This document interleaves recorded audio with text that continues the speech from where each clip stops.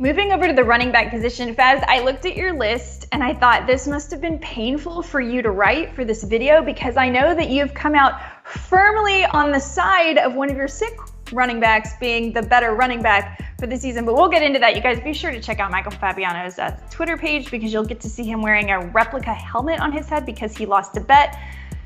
Who are you starting? Who should you start that could be a better running back than D'Onta Foreman the rest of the season this season? And the wager was rest of season. I like Foreman better than Jeff Wilson, but how do you not like Jeff Wilson this week? Like, I still like him. Right.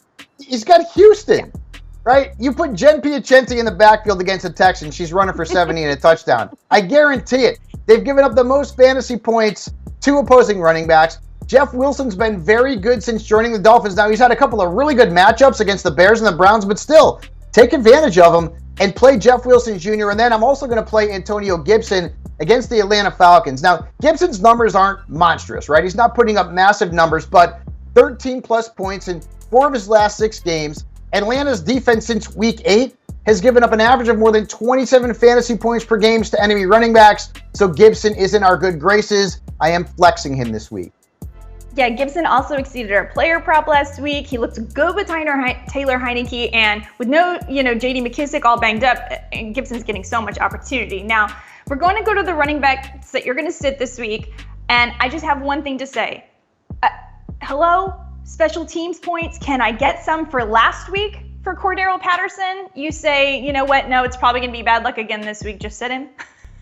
And if you want to hear a rant about that this week, make sure you check out my show on SiriusXM, Fantasy Dirt. But Cordarrelle Patterson, since he's come back from the knee injury, had that one good game, and since then he's been in committee.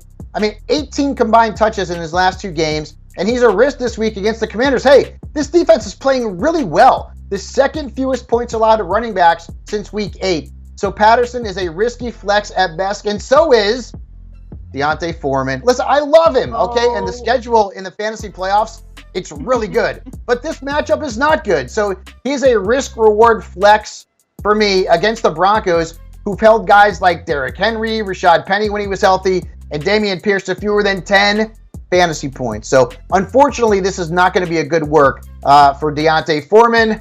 I still like him long-term, though.